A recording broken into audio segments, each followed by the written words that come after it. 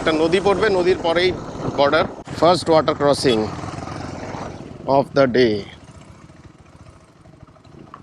এইটা দিয়ে তো যেতে দেবে না। তো আমাদের কি কি ডকুমেন্টস লাগলো আর কিভাবে আমরা পারমিট পেলাম সেটাও আপনাদের দেখাচ্ছি। আসছে বাকিটা। আর সেই সকালে এত সুন্দর একটা অ্যাক্টিভিটি করতে কি যে ভালো লাগছে না কি বলবো। ফাইনালি আমার প্রথম ইন্টারন্যাশনাল ট্রিপ। তারপরের দিন হচ্ছে আমরা যাব সান্দাকফু। তো ওটা একটা এক্সট্রিম অ্যাডভেঞ্চার হতে চলেছে। From Kolkata trip to Sandakphu. It's going to be terrain, mountains slash it's going to be everything.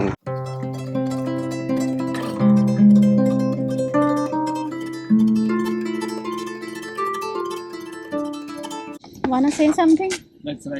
31682 start. তো এটা একটা দেখার মতন সিরিজ। এইটাই হচ্ছে আমাদের গ্রুপ। আমাদের রাইড এবার স্টার্ট হতে চলেছে। দীপদা সান্দাকফু। গোপ্রো সেট করে নিয়েছো? Yes. পারফেক্ট। আজকে সারা রাত বাইক চালাতে হবে। কিরে সবাই লজেন্স পেয়েছিস তো? ঠিক আছে, চ এলাম, tata. Thank you thank you. Apu dhaba ডিনারে খেলাম আমরা তড়কা, রুটি আর টক দই। বিশাল চওড়া এই যে ট্রেন আসছে ইটাহারে। থামলাম, চা খাওয়া হবে। হঠাৎ করে বিশাল কুয়াশা, কিচ্ছু দেখা যাচ্ছে। ট্যুর প্ল্যানিংটা যে করেছিল খুব ভালো করেছিল। গ্রুপের সাথে আমার রাইড খুবই ভালো লাগছে। বিহার মে আপকা স্বাগত হ্যায়। নর্থ বেঙ্গলে আবার বাইক রাইড। আশেপাশে কি দারুণ চা বাগান, কি দারুণ জায়গা। হ্যাঁ, এই চায়ের বাগান। Hello friends, welcome to the Sandakphu series part 2। এখন ঘড়ির কাঁটায় বাজে 7টা। আমরা এখন আছি বাগডোগরাতে। এটা একটা খুব সুন্দর একটা রিসোর্ট, আমি দেখাচ্ছি আপনাদেরকে বাইরেটা। এখন যেতে চলেছি ইলাম। ইলাম নেপালে অবস্থিত। এখান থেকে 100 কিলোমিটার। যেহেতু আমরা একটা ফরেন কান্ট্রিতে যাচ্ছি আর ওখানে আমাদের পারমিট বানাতে হবে আমরা সান্দাকফু যেতে গেলে, সেহেতু আমরা সব রকম ডকুমেন্টেশন আজকে কমপ্লিট করব।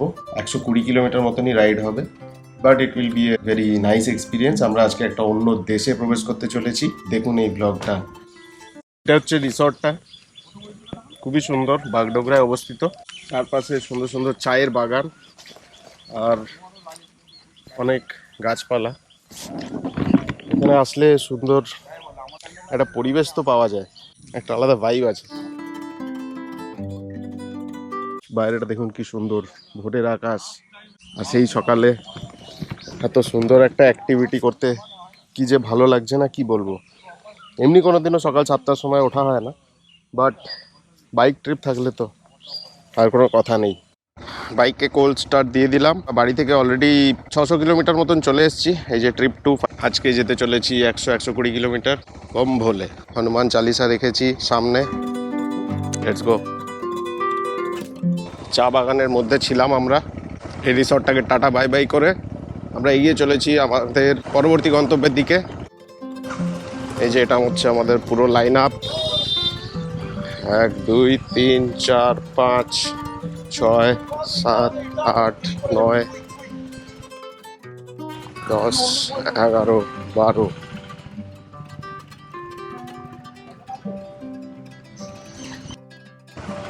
আজকে আবহাওয়াটা একদম বৃষ্টির।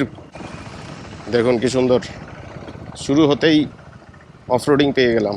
সবার বাইকেই কিন্তু বেশ ভালো মতন লাগেজ আছে। আহা হা, কি সুন্দর জায়গাটা দেখুন। একটা ছোট্ট নদী নালা আছে, চা বাগান চারিদিকে। এখানে চা বাগান, হিমালয়ের পাদদেশে অবস্থিত। তো আজকে আমরা পৌঁছতে চলেছি ইলাম। ওইখানে আমরা অলরেডি হিমালয়ে উঠে পড়বো। এটা যেমন হিমালয়ের পাদদেশে, একদম শিলিগুড়িতেই আছি। ওটা হচ্ছে একটু উঁচুতে, কিন্তু তারপরের দিন হচ্ছে আমরা যাব সান্দাকফু। তো ওটা একটা এক্সট্রিম অ্যাডভেঞ্চার হতে চলেছে। হ্যাঁ, একদম খোলা মাঠ। এই পাশেই হচ্ছে বাগডোগরা এয়ারপোর্টের জমি। আমরা এখন এয়ারপোর্টের জমির ভিতর দিয়ে প্রবেশ করব। জানি না প্রবেশ করতে দেবে কিনা। এইটা দিয়ে তো যেতে দেবে না, আমি জানতাম এটা দিয়ে যেতে দেবে না। গতকাল রাত্রে আমরা এই রাস্তাটা দিয়ে আসার চেষ্টা করেছিলাম, ওই গেটটা বন্ধ ছিল। আমাদেরকে অ্যাকচুয়ালি হাইওয়ে দিয়ে যেতে হবে। অফকোর্স এয়ারপোর্টের ভিতরে আমরা ঢুকতে পারি না। লিডারকে ওভারটেক করছেন কেন? লিডারকে ওভারটেক করবেন না। দুজনে তার পিছনে রাখুন, দুজন তার পিছনে। লিড ওভারটেক করা যাবে না, নিয়ম আছে। আমার পিছনে সবাই রয়েছে। এলাকাটা খুব সুন্দর, যাওয়া যাক। সামনে একটা হিমালয়ান 450 যাচ্ছে। হিমালয়ান 450 নিয়ে আমি লাদাখ করেছিলাম। We are still figuring out the road. একদম কোথা দিয়ে যাচ্ছি দেখুন, একদম হেঁটে চলা রাস্তা দিয়ে আমরা বাইক নিয়ে যাচ্ছি। এরকম রাইডে একটু করে গ্যাপ রাখতে হয় যাতে নিজেদের মধ্যে কোনো রকম কনফ্লিক্ট না হয়ে যায়। ও বাবা, ভয়ঙ্কর। মাঠের ভেতর দিয়ে দেখি কত দূর যাওয়া যায় এরকম ভাবে। First water crossing of the day.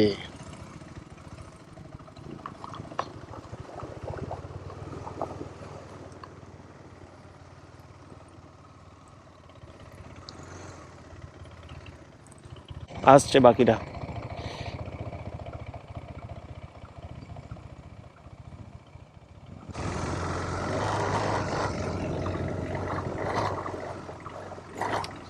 আজকে তো কিছু এক্সট্রিম হতেই চলেছে, বুঝতেই পারা যাচ্ছে।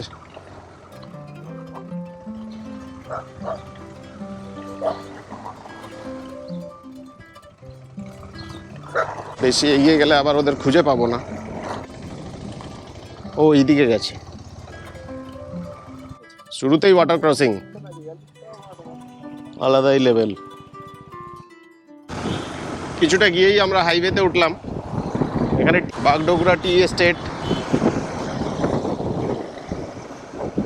এখানে চায়ের বেশ ভালো কাল্টিভেশন হয়। তো একসাথে যেতে গেলে একটু স্লোলি যেতে হয়, যদিও আজকে খুব একটা বেশি ডিস্টেন্স নয়। লোকাল ড্যান্স হচ্ছিল। আমরা হাইওয়ে দিয়ে বেরিয়ে গেলাম। শিলিগুড়ির আশেপাশে হাইওয়েগুলো খুবই সুন্দর। শিলিগুড়ি শহরটা আমার সত্যি ভীষণ ভালো লাগে, ভীষণ প্রিয়।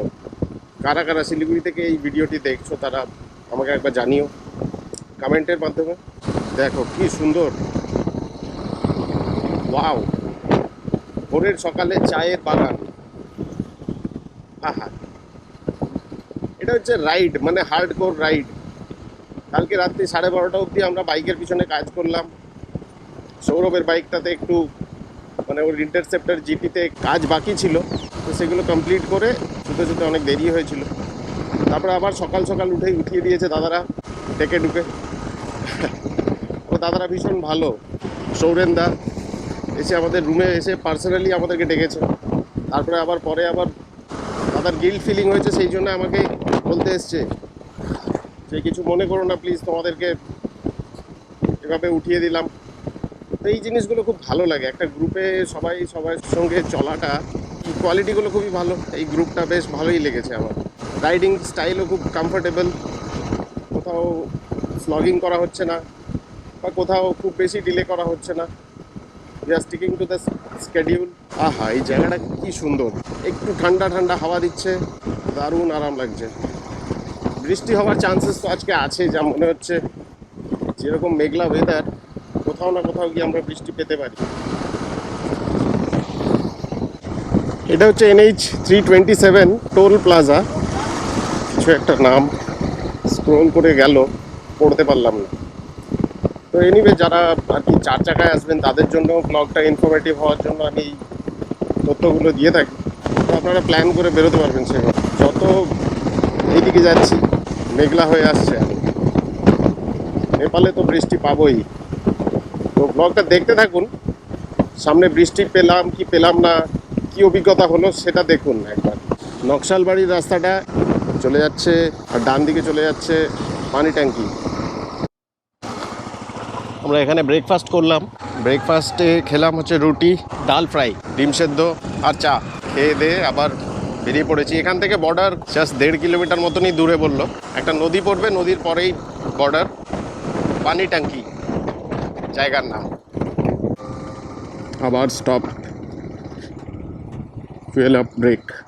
আমাদের সব ডকুমেন্টস অরিজিনাল এবং জেরক্স বর্ডারে পাঠিয়ে দিয়েছি, সেগুলো ভেরিফিকেশন হবে। এই যে দেখুন লম্বা লাইন, এই ডান দিকে ঢুকে গেলেই সামনে নদী আছে একটা, নদীর পরেই নেপাল। এই যে এইগুলো নেপালের পথে প্রবেশ করবে, সেই জন্য এত লাইন। তো আমাদের কি কি ডকুমেন্টস লাগলো আর কিভাবে আমরা পারমিট পেলাম সেটাও আপনাদের দেখাচ্ছি। ফাইনালি আমার প্রথম ইন্টারন্যাশনাল ট্রিপ, এরপরেই প্রবেশ করে ফেলবো আমরা নেপালে। তার আগে কিছু ডকুমেন্ট ভেরিফিকেশন হবে। এই যে Singalila national park 92 kilometres, Kathmandu 459। কেউ কেউ গাইড করে দিচ্ছে, প্রত্যেকেরই ফার্স্ট টাইম, প্রসেসটা জানি না। আর আমাদের লোকজন কোথায় দাঁড়িয়ে আছে সেটাও আমরা বুঝতে পারছি না। ও ওই যে বাইকগুলো দাঁড়িয়ে আছে আমাদের, হয়ে যাবে সবার একসাথে, কোনো ব্যাপার না। স্ট্যান্ড করলাম, দেখি কি প্রসেসটা। আরও যাবে, ব্যাস ব্যাস ব্যাস, ঠিক আছে। তো এই হচ্ছে এখানকার চেক পয়েন্ট। আর এই বাইক এক এক করে আমরা যাব আর ডকুমেন্টসগুলো দেখাবো, গেলেই আমাদের হয়ে যাবে। আমাদের কথা বলে রেখেছে, ওই যে ওইখানে এক একজন করে যাচ্ছে, ব্যাগ চেকিং হবে। হ্যাঁ, আমরা যাবো সান্দাকফু। ও সান্দাকফু। আপনারা? আমরা হ্যাপিল্যান্ড ঘুরে চলে আসবো। আচ্ছা আচ্ছা, এই জার্নি। Thank you. এখানে একটু ক্যামেরাটা বন্ধ করে দিলাম, চেকিং হবে। इंडिया है, इसके बाद जस्ट आगे बढ़ेंगे वो नेपाल शुरू proud of you sir, salute. Check कर दिया, कुछ पकड़ा गया तो बहुत बड़ा लोचा हुआ। सर नहीं, सर ने बहुत कोऑपरेट किया है यहाँ पे, बहुत ही बढ़िया इंसान है। यहाँ पे बहुत लोग क्रॉस कर रहे हैं, टूरिस्ट भी आ रहे हैं काफ़ी। অনেক বড় একটা নদী দেখতে পাচ্ছি, নদীটা পেরোলেই ওই পারটা হচ্ছে নেপাল। ওইখানেও চেকিং হবে। একটু একটু ঠান্ডা ঠান্ডা হাওয়া আসছে, ভালো লাগছে বাইক চালাতে। কত টোটো, টোটোগুলো মোড অফ ট্রান্সপোর্টেশন। কাকার ভিট্টা হেলথ ডেস্ক, এই জায়গাটার নাম কাকার ভিট্টা।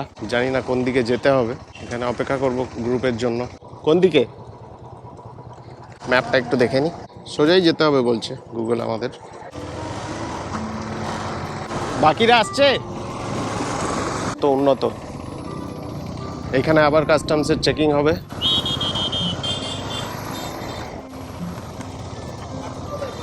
ইমিগ্রেশন অফিস, কি সুন্দর ভিতরের পরিবেশটা। এখানে কারেন্সি এক্সচেঞ্জ করিয়ে নিলাম।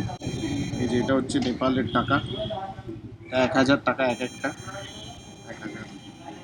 আর এখানে আমাদের পারমিটও বানানো হচ্ছে। পারমিট বানানো হয়ে গেলেই আমরা এখান থেকে বেরিয়ে পড়বো। সঙ্গে থাকুন, তো দেখতে থাকুন। ঘড়ির কাটায় সময় 12:30। তো আমরা এখানে আমাদের পারমিট করিয়ে নিলাম, সবাই নিজে নিজে পারমিট পেয়ে গেছে।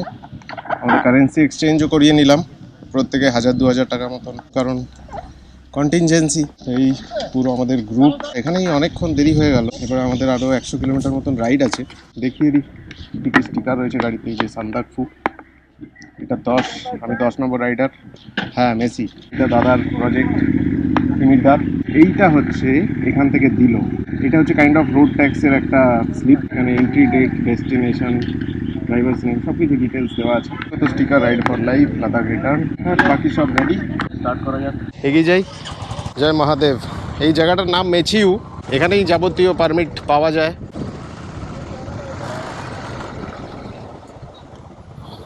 নাম্বারিং দিয়েছে, আমি শঙ্করদা বললো যেতে কোনো ব্যাপার নয়, বুঝলে। আর বার করতে হবে paper paper.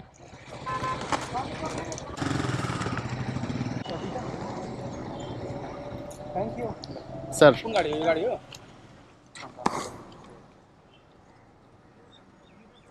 Thank you sir. Paper checking हो गया। Finally I am now a foreigner, entered Nepal. अब देखते हैं यहाँ पे क्या सिनारियो है।